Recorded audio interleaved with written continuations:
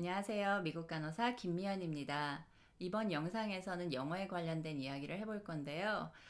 저는 영어 전문가가 아니기 때문에 영어 점수 빨리 받는 법, 아니면 회화 실력을 단기간에 크게 향상시키는 법 같은 어떤 꿀팁은 알지 못하고요. 간호사로서, 한국에서 태어나고 자란 사람으로서 현재 미국에서 간호사로 또 간호교수로 활동하면서 지금에 오기까지 제가 개인적인 경험담들이나 또 주관적인 의견들을 공유하면서 앞으로 미국 간호사를 준비하시는 분들이 영어에 있어서 어떤 경험치를 하게 될지를 좀 고민하고 계획을 세워보시는데 도움이 되길 바라는 마음으로 영상을 준비하게 되었습니다. 우선 오늘 아침에 저는 2시간짜리 온라인 라이브 강의 2개를 들은 상태이고요. 병원에서 제가 간호를 하게 되는 대상자분들이 대부분 심장의 문제를 가지고 계신 분들이기 때문에 그 영화나 드라마에서 보면 보통 이렇게 리듬이 움직이다가 갑자기 모니터상의 화면에 한 줄로 삑 하고 나오면서 보통 의사가 환자에게 사망을 선고하게 되는 그 리듬을 가리키는 말이 심전도인데 대부분 심장의 모니터링을 해야 되는 환자분들을 간호하기 때문에 직업적인 부분에서 또 제가 근무하고 있는 병원에서 일정 주기에 한 번씩 이렇게 수업을 반드시 들어야 되는 것이 생긴다던가 또 시험을 패스해야 되는 것이 생기거든요. 그래서 이번에도 그런 일환으로 주어진 mandated 누구나 다 해야 되는 교육의 기회였고요. 또 시험을 치렀고 합격을 했죠. 패스를 했죠. 딴따단따단딴따단따단딴 또 한 곱이 넘겼습니다. 끝나고 나니까 영어로 수업 듣느라고 힘들었다 하는 그런 생각은 들지 않고요. 또 한 번 심전도 수업, 심전도 시험을 잘 마쳤다 하는 생각이 들더라고요.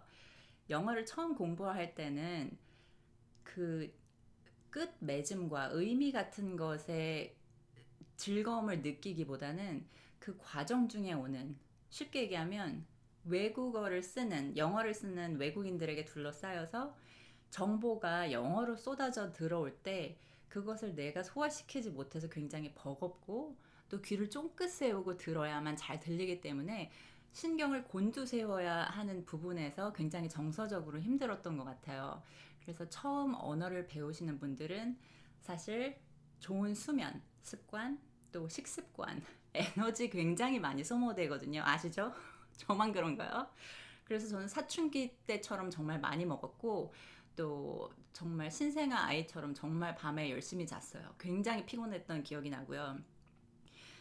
공부에는 좀 끝이 없는 것 같은 생각이 드는 게 영어 공부는 해도 해도 모르는 부분이 생기고 하면 할수록 더 고급진 표현 혹은 내가 그동안 몰랐던 이렇게 또 표현할 수 있네 하는 부분이 계속 끊임없이 나오는 것에서 아무래도 끝까지 뭐 영어를 완전 정복한다는 개념은 사실 존재하지 않지 않나 하는 생각이 들어요.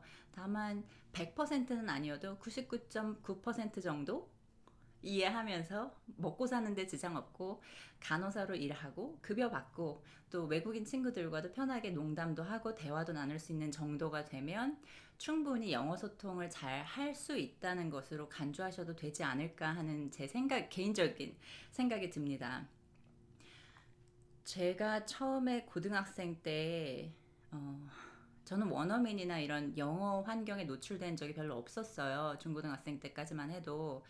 그래서 듣기 평가를 이렇게 만점 받는 친구가 반에 있었는데 그 친구는 귀에 그 이야기가 다 들린다는 거예요. 그래서 들으면 그게 의미로 와닿는다는 이야기를 듣고 굉장히 신선한 충격을 받았던 기억이 나고요. 심지어 그 친구 귀를 들여다봤을 정도로 믿지 않으시겠지만 저는 정말 그 친구 귀를 들여다봤어요. 혹시 뭐가 다를까 해서 그 정도로 굉장히 믿기 힘든 부분이었어요. 한국어가 아닌 다른 나라 말로 말을 하는데 한국어를 잘하는 이 친구가 영어도 다른 언어도 내 말처럼 들린다는 그 사실 자체가 너무 신기했었어요. 전 신기하지 않나요? 전 너무너무 신기했었어요. 게다가 당시에 이제 원어민 선생님이 처음 학교에 오시면서 그 친구가 아마 전 학년을 통틀어서 영어를 가장 잘했던 친구가 아닐까 하는 생각이 드는데 저는 제가 수원여고를 졸업했거든요. 저는 약간 성균관 유생 같은 길을 걸어온 것 같아요. 수원초등학교, 수원여중, 수원여고, 수원여자대학, 그리고 경기도립병원, 수원의료원까지 제가 몸담았던 학교나 직장은 다 수원이라는 이름을 가지고 있거든요. 그래서 수원여고에 다닐 때 귀밑 3cm 단발머리, 혹시 수원여고 졸업생분들 중에 영상을 보시는 분들이 계시다면 아시겠지만 그 팥죽색 별명이 있었어요. 교복에 빨간 돼지라는 별명이 있었는데 3cm 단발머리를 이렇게 바람에 넘기면서 원어민 선생님과 등나무에 앉아서 대화를 나누던 그 영어 듣기 평가 만점자 친구의 모습이 저는 아직도 이렇게 눈앞에 선하게 그 모습이 떠오르거든요. 영어를 말할 때 그 친구의 표정이나 입술 모양이나 그 말이 주는 소리가 너무너무 신기하고 나도 해보고 싶어서 나도 뭔가 해보고 싶은데 방법이 없어서 당시 제가 찾았던 어찌 보면 그 방법밖에는 다른 방법은 없었던 것이 뭐였냐면 저희 친정엄마가 그 LP판을 가지고 계셨는데 그 중에 하나가 The Carpenters라는 그 듀엣 그룹의 노래판을 가지고 계셨어요. 그 중에 노래 부르나요? 이렇게 시작하는 노래가 있어요. When I was young, I did listen to the radio. 이렇게 시작되는 노래가 있는데 영문은 뒤에 나와 있기 때문에 한국어 독어로 이렇게 읽는 소리 나는 대로 있죠. 한국말로 적어서 정말 판처럼 똑같은 소리를 내가 내 입 밖으로 내보고 싶어서 그렇게 연습을 했고 그렇게 하게 됐어요. 물론 그 노래의 의미는 알지 못한 상태에서 그냥 리듬상 어떤 기분의 노래겠구나 하는 정도만 이해한 상태에서 소리가 입 밖으로 나온다는 것이 너무 재밌고 신기해서 그렇게 했던 경험이 있고요. 그 정도가 아마 아주 지극히 평범한 한국에서 태어나고 자라고 정규 교육을 받은 사람으로서의 영어 실력 정도가 아니었을까 하는 생각이 들고요. 요즘의 중고등학교의 영어 수업 시간은 어떻게 진행되는지 제가 모르지만 저 때는 예를 들어서 오늘이 2일이다. 그러면 선생님이 그 챕터를 단락단락 나누어서 자 2번 그럼 2번 학생이 일어나서 그 한 챕터를 읽고 그 다음에 12번 선생님들도 그 레파토리가 있어요. 2번, 12번, 22번 이렇게 읽기를 시키셨는데 저는 키가 큰 편이라 한 반에 50명이 넘는 학생들이 당시에는 있었거든요. 보통 50번 초반대나 40번 후반대.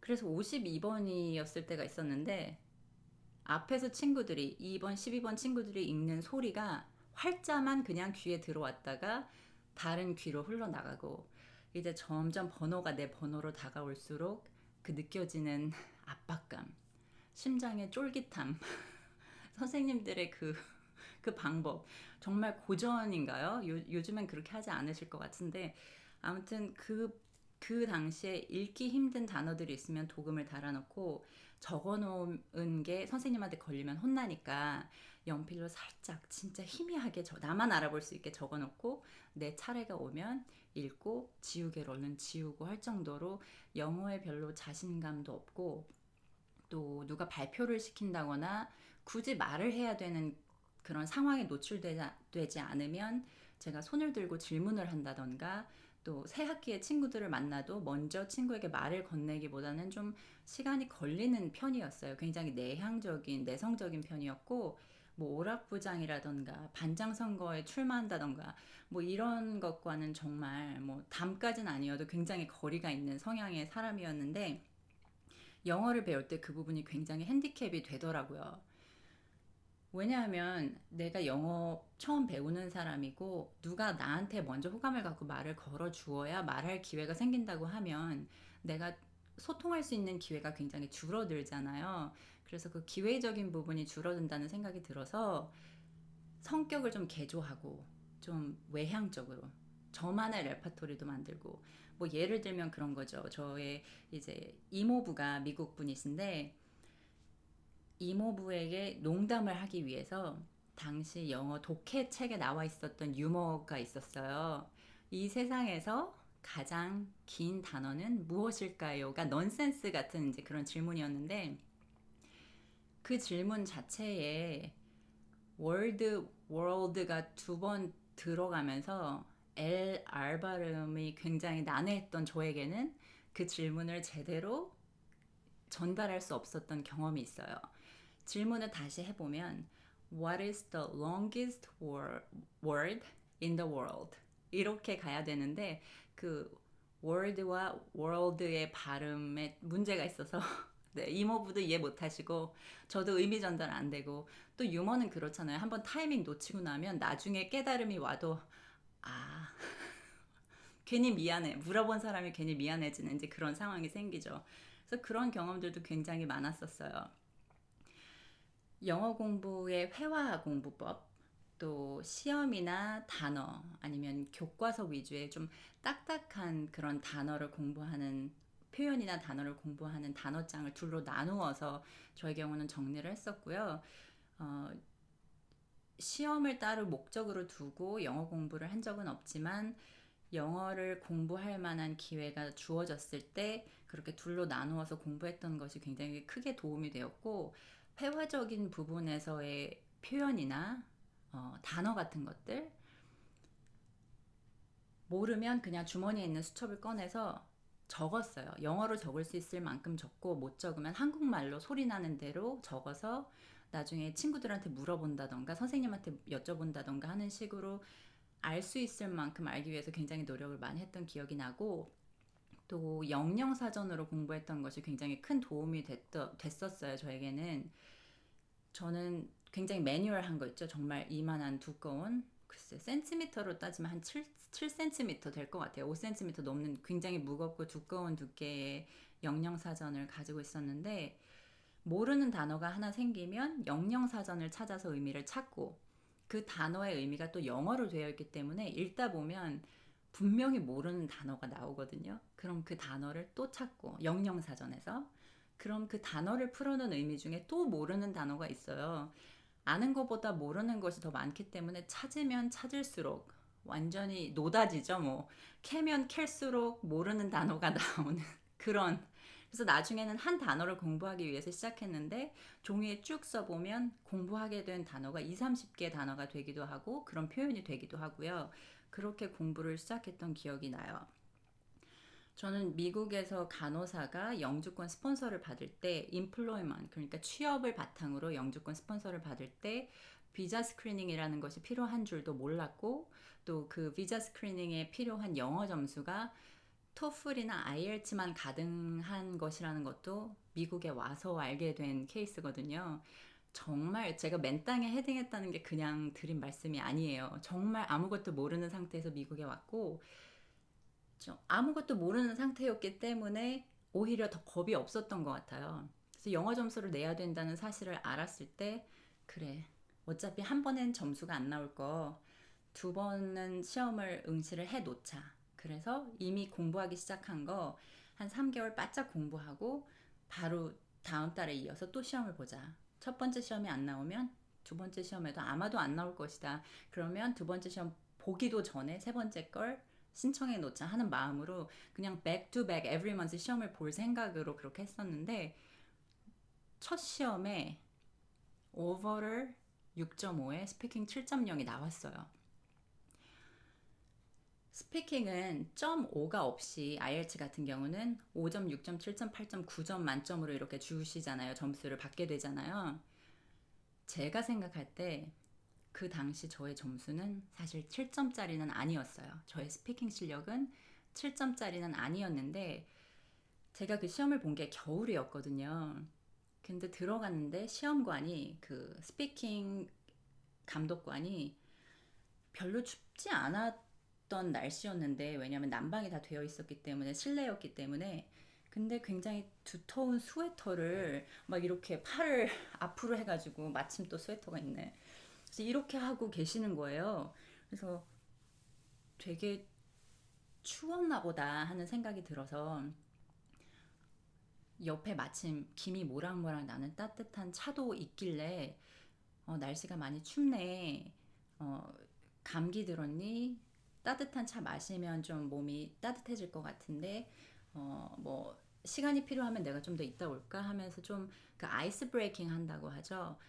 첫 대화, 그러니까 그 카세트를 켜고 저의 스피킹을 녹음 시작하기도 전에 이미 그 사람과 대화를 시작했던 것이, 아마도 이 사람은 그것을 되게 고맙게 긍정적으로 받아들이지 않았나. 그래서 7점 주기는 애매한데 6점보다는 조금 낫다 하는데 6.5점이 없으니까 그래 뭐 사람도 괜찮은 것 같고, 그래서 7점 준 게 아닐까 하는 생각이 들었었어요. 전 그 당시에 들었었어요. 그래서 시험도 사람이 인볼브 돼서 감독을 하게 되거나 평가를 하는 경우에는 주관성이 반영될 수도 있지 않을까. 어차피 사람이 하는 일이기 때문에. 그래서 호감적인 사람으로, 좋은 사람으로 다가가는 것도, 첫인상을 예쁘게, 첫인상을 호감 있게 다가가는 어떤 나름대로의 레퍼토리를 한번 생각해 보는 것도 시험 점수의 좋은 방향으로 도움이 되지 않을까 하는 그런 생각이 또 들기도 하나요. 추후에는 또 제가 간호사로 일을 하다가 지금의 남편이 된 친구를 만났는데, 만난 지 두세 달 정도 됐을 때, 그러니까 아직 서로에 대해서 잘 모를 때 생일이었어요, 이 친구가. 그래서 가족들과 친구들과 조촐하게 생일 파티를 한다고 하길래 초대를 받아서 갔는데, 그게 조촐인가? 진짜 다 왔어요, 가족이. 지금 저의 시할머니, 할아버지, 시부모님, 남편의 여동생, 남동생, 가족 모두, 그리고 정말 친척처럼 지내는 가족들, 친구들 다 와서 2, 30명이 레스토랑에 쫙 둘러앉아서 생일을 했는데, 생일을 그렇게 크게 하지 않거든요. 여기 뭐 30이 된다던가 29에서 30 앞자리가 바뀌는 그런 생일은 크게도 하기는 하는데, 별날이 아니었어요. 그냥 생일이었는데 다 가족들이 와서 이제 어떻게 보면 저를 소개시키는 자리였던 거죠. 저는 두 가지 생각이 들었어요. 1번, 영어를 쓰는 사람들 사이에서 나 혼자 영어를 모국어로 쓰지 않는 상황에 이렇게까지 압도적으로 노출됐던 적은 처음이었어요. 굉장히 두려웠고 긴장됐고, 아까 말씀드렸던 그 영어 처음 배울 때 그런 귀를 쫑긋 세우고 들어야 되는 정도의 에너지를 쏟아야 됐고, 그 당시에도 영어 소통이 원활하지는 않았던 상태였기 때문에 고민을 많이 했어요. 내가 이 자리에 있는 사람들과 친구가 또 가족이 될 수 있을까 하는 생각에, 언어적인 부분에서. 그래서 좀 소통에 대한 고민이 들었었던 것도 사실이고, 또 한편으로는 이렇게 가족들과 친구들의 사랑과 후원과 지지를 받는 사람이라면 믿을 만한 사람이겠다는 생각이 들게 되기도 했고요. 그래서 동시에 그런 두 가지 생각을 했던 경험이 있어요. 추후에 간호사로 일을 하면서는 또 챌린징한 환자들을 만나는 경우도 있거든요. 영어로 분명히 소통을 할 수가 있는데, 제가 환자에게 어디 아프니? 안 아프면 오케이. 도와줄 거 없니? 뭐 도와줘. 물 떠다 줘. 그럼 물도 떠다 주고. 분명히 서로 소통하는데 문제가 없는데 이 환자는 제가 마음에 들지 않았던 거죠. 그래서 네 말 못 알아듣겠어. 알아듣고 싶지 않았던 거예요. 아직 자신의 PRM 메디케이션이, as needed 메디케이션이 due가 아니라는 사실을 받아들이고 싶지 않았던 거예요. 그래서 저한테 정말 너 영어를 말귀를 못 알아듣는구나. 약 하나 5분쯤 10분쯤 먼저 준다고 그게 무슨 큰 대수야. 가서 영어 할 줄 아는 간호사 데려와. 하는 말을 하는 환자들도 있었어요. 직접 면전에 대놓고. 한 두세 명 정도? 근데 처음에는 너무 쫄아서 그야말로 알았어요. 나가서 영어 하는 간호사 데려올게요. 하고 나가서 정말 영어를 모국어로 하는 간호사를 데리고 갔었어요. 근데 두 번째, 세 번째 그런 일이 생겼을 때는 이제 저도 짬밥이 좀 늘고, 그리고 얼굴에 철판도 좀 두꺼워지고 하니까 어떡하지? 오늘 근무하는 간호사들 중에 내가 영어 제일 잘해 하면서 받아칠 수 있는 정도의 배포가 생기게 되기도 하더라고요. 그래서 추후에는 별 문제 없이 이렇게 편안하게 한 귀로 듣고 한 귀로 흘리고 이렇게 넘어가게 되기도 하는데, 가끔 환자분들 중에 그렇게 챌린지한 경우가 생기기도 하고요. 또 영어가 100% 아무리 노력을 해도 네이티브만큼, 원어민만큼 편해지기까지는 정말 수십 년이 걸리거나 수십 년이 지나도 네이티브만큼은 영어를 하지 못하게 될 확률도 높다고 생각해요. 그런데 자신이 영어를 할 수 있는, 내가 다다라야 되는 그 목적지를, 영어의 목적지를 네이티브 수준으로 설정할 필요는 없다고 생각해요. 왜냐하면 미국은 어차피 이민자들의 구성으로 이루어진 나라이기 때문에 저뿐만 아니라 굉장히 많은 간호사들, 또 의료계에 몸담고 있는 사람들이 외국인들 굉장히 많아요. 의사들도 그렇고 환자들도 그렇고요. 그리고 의사들도 자기 발음 너무 알아듣기 힘든데 간호사 말게 못 알아듣는다고 타박하는 의사분들 계시거든요. 그건 정말 말도 안 되는 거죠. 못 알아듣는 경우가 충분히 생길 수 있고, 그랬을 때 정말 내가 못 알아들었다, 그 약의 이름이 생소하다, 그러면 저의 경우 그냥 의사에게 그 약물 내가 잘 모르겠는데 스펠링을 불러줄래? 하면 스펠링을 불러줘요. 받아 적고 찾아보잖아요. 그럼 스펠링 잘못 불러준 경우 굉장히 많아요. 그래서 쫄지 마시라고요. 나만 모르는 거 아니고 나만 헷갈리는 거 아니고 알고 있는 사람도 스펠링 잘못 불러줄 수 있거든요. 그러니까 쫄지 마시고, 겁먹지 마시고, 모르면 모르는 게 전혀 문제가 아니에요. 그래서 다시 한번 물어보고 확인하시면 된다는 거. 그리고 또 대학원을 다니면서의 대학원은 따로 아마 시리즈를 만들어야 될 정도인데, 영어 에피소드 굉장히 많은데요. 자기 표현을 하는 데 있어서의 그 전반적인 분위기가 굉장히 토론, 자기 주장, 의견을 굽히지 않아요, 사람들은. 심지어 토론 중에 마찰이 있다고 해도, 수업 시간이 끝났다 해도 자기 의견이 관철되지 않으면 대화를 종료하지 않아요. 쉬는 시간까지 자기들끼리 막 싸우는 줄 알았어요. 저는 막 얘기하는 거예요. 난 그렇게 생각하지 않아. 너의 에비던스는 뭐니? 그래서 쉬는 시간에도 그게 공부 아니겠어요? 비싼 학비 내고 학교 공부하면서 그런 것들이 다 배움의 일부로 녹아드는 거죠. 그래서 좀 전투적으로 영어도, 또 대학원도, 학위도, 간호사로서의 직업적인 생활도 좀 더 전투적으로 하게 되지 않나 하는 그런 생각이 들어요. 그래서 그런 정도.